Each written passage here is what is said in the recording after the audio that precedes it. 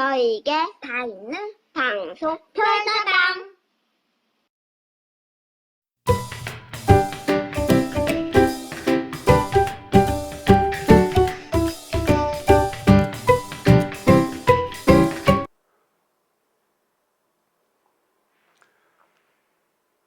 한자 교육은 아무리 강조해도 지나치지 않다고 생각합니다.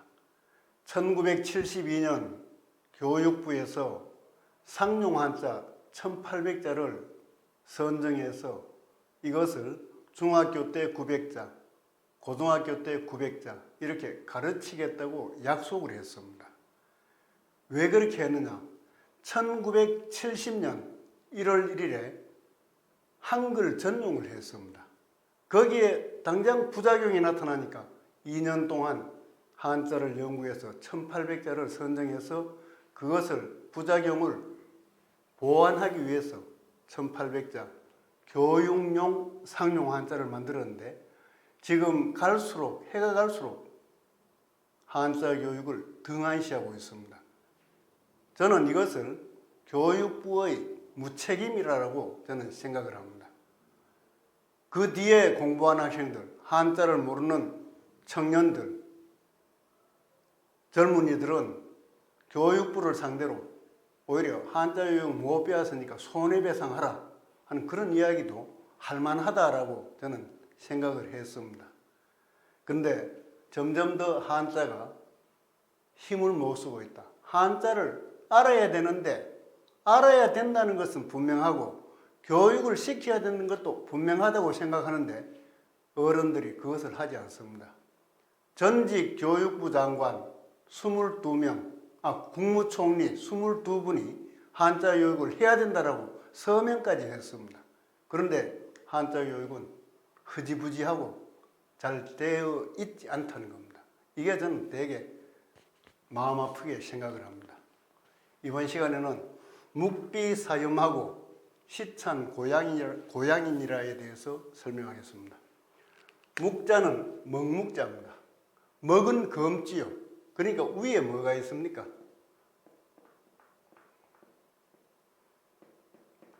거물 흑자가 있죠. 밑에 불을 떼니까 이게 연화발이라고 하죠. 점 4개가 연화발입니다. 불을 떼니까 굴뚝으로 흙으로 만든 굴뚝에서 연기가 피어나온다. 검은 연기가 나온다라는 그런 뜻의 글자가 바로 거물 흑자입니다.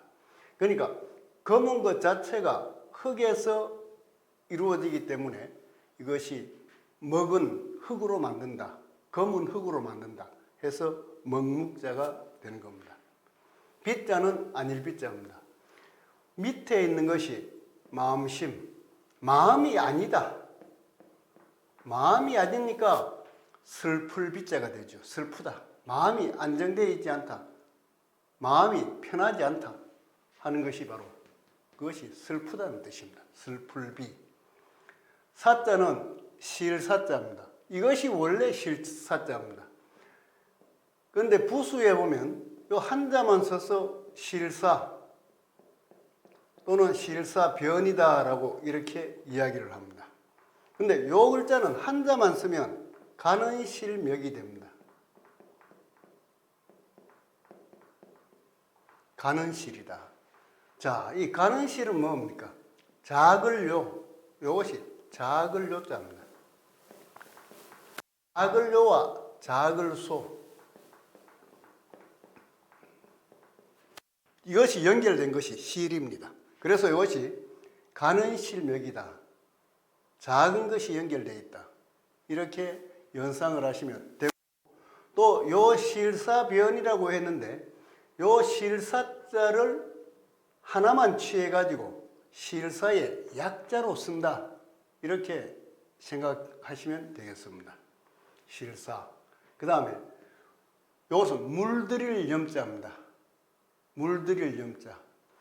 나무에서 물을 뽑아가지고 나무에서 그 어떤 색깔 그것을 뽑아가지고 9번 물들인다. 이렇게 연상을 해도 되고, 물감을 삼수배는 물감이죠. 물감이라고 보고 물을 9번 들인다. 그래서 나무에 걸어서 말린다라는 그런 것을 연상할 수 있는 글자가 물들일 염자입니다. 이 글자하고 상당히 닮은 글자가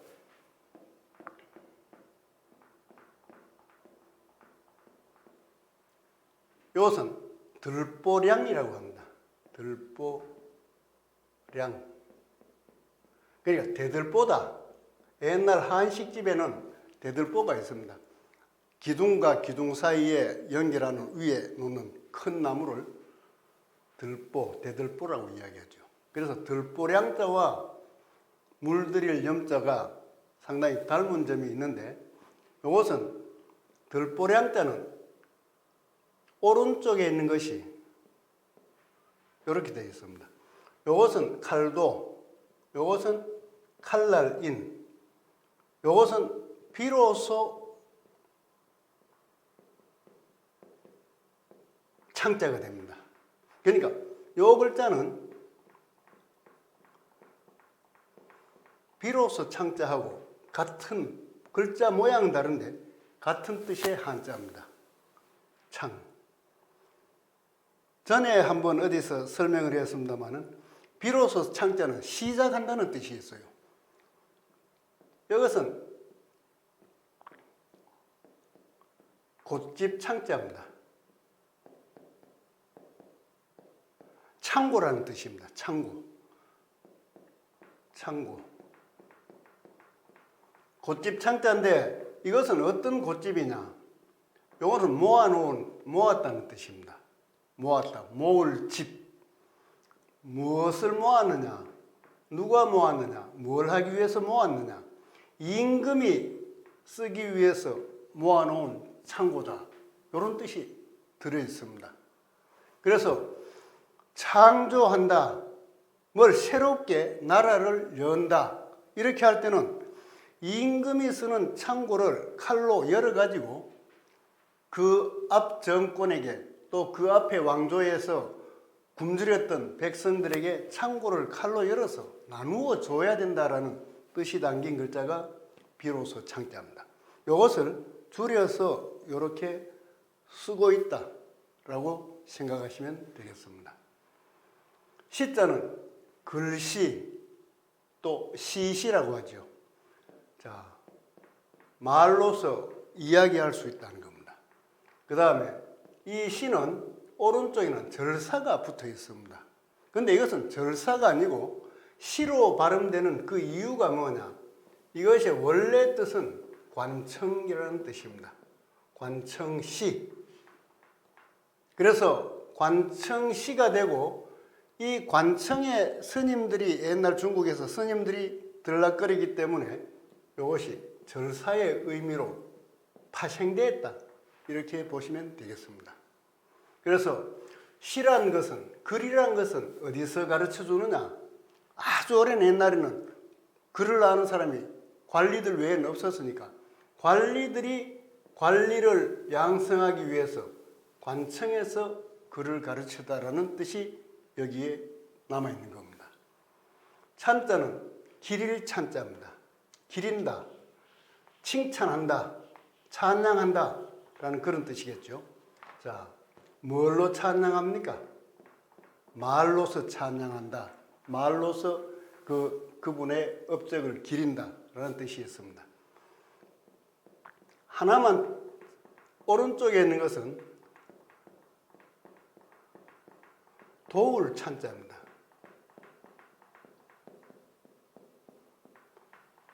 그러니까 도와준 것을 기린다. 도와준 것을 기린다. 기를 찬. 이렇게 될 수 있습니다. 도울 찬자를 자세히 보면 도울 때 그냥 가서 말로만 도우면 안 돼요. 뭔가 그 사람에게 필요한 재물을 갖고 가서 도와주는 겁니다.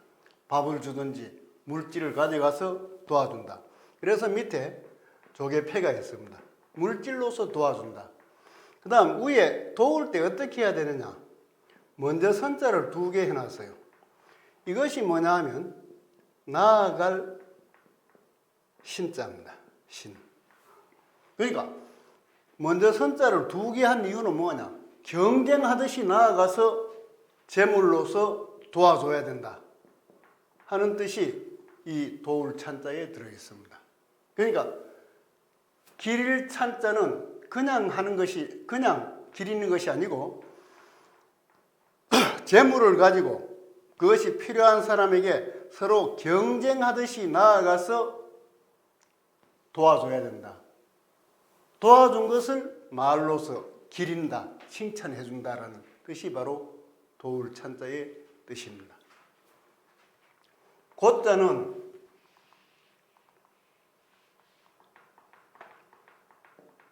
양양자, 요거는 꼬리 없는 양입니다. 양이 꼬리가 있는데 이 양꼬리를 잘라버렸어요. 다른 글자가 밑에 오면 꼬리를 생략합니다. 이 양을 불에 태워서 먹는다. 삶아서 먹는다. 불에 태워서 먹는다. 이런 뜻이 담긴 글자입니다. 그래서 양은 이것은 새끼 양고라고 합니다. 또 어떤 데는 양새끼고다.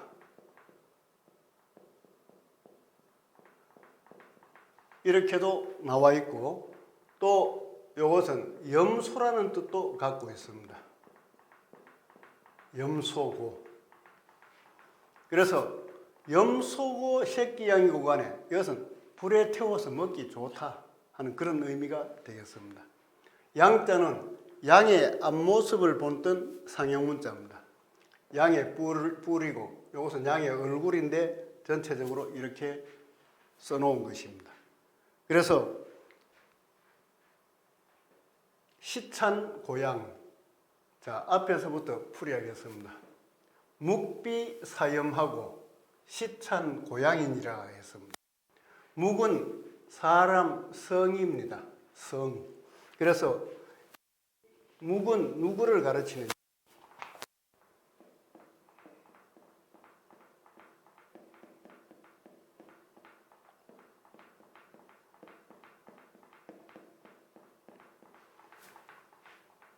이거는 성묵자, 먹묵자가 되겠죠. 이것은 꽁적자, 꽁적. 꽁은 새인데 새추자지요. 새인데 기두자.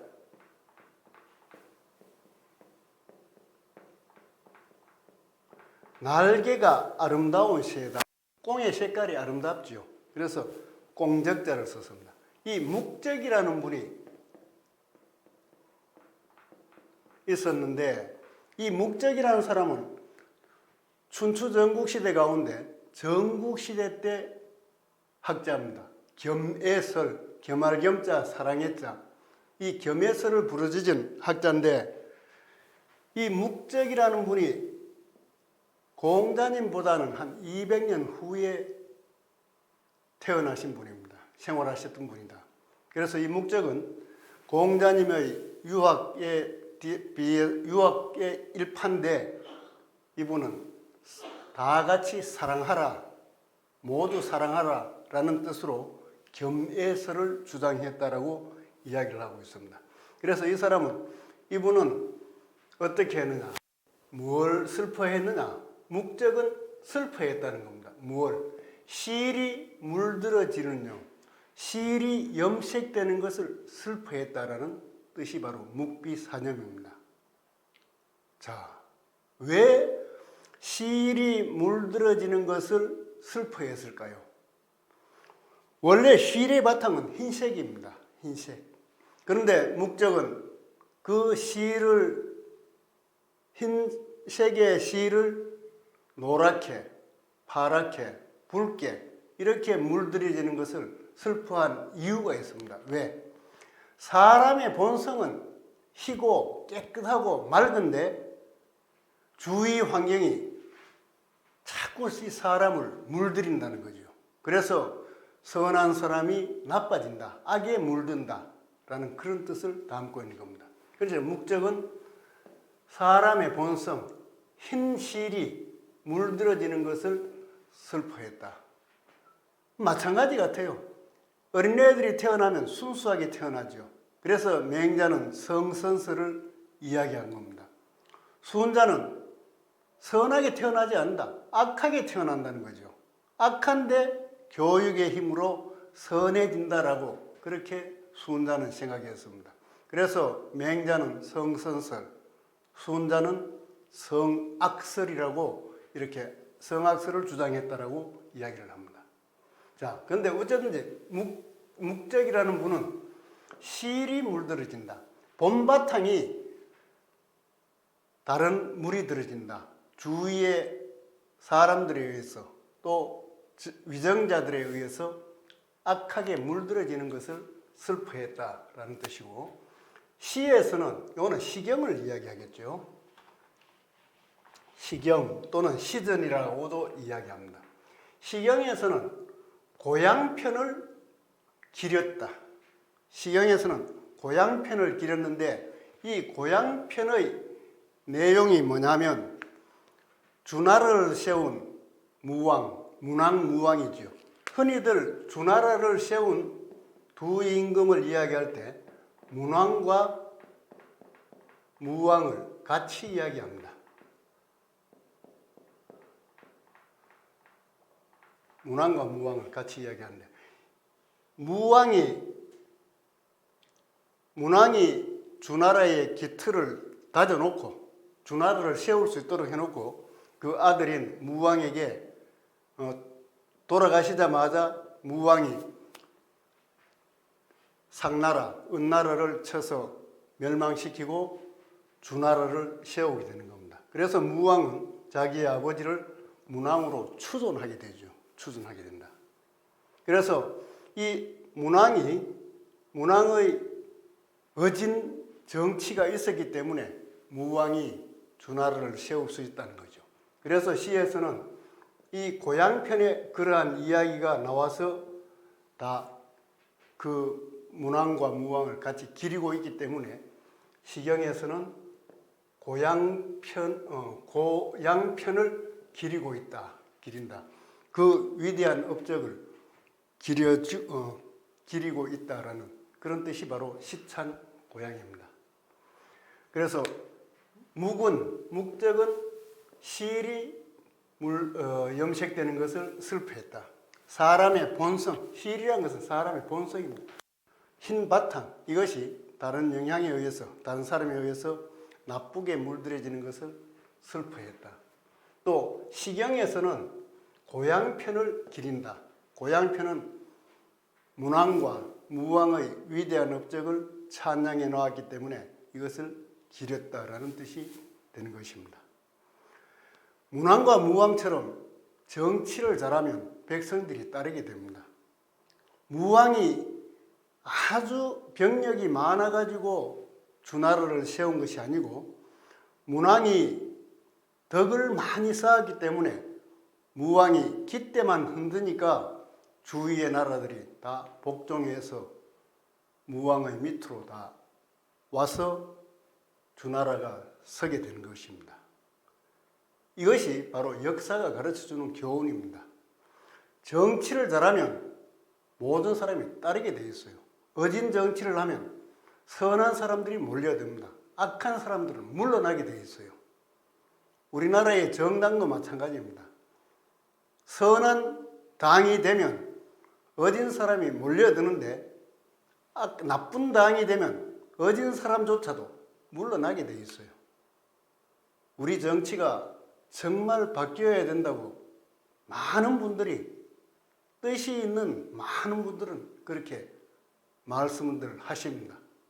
정말 역사가 가르쳐주는 이 교훈이 지금도 널리 퍼져가지고 이것이 실천되었으면 하는 간절한 바람을 갖고 있습니다.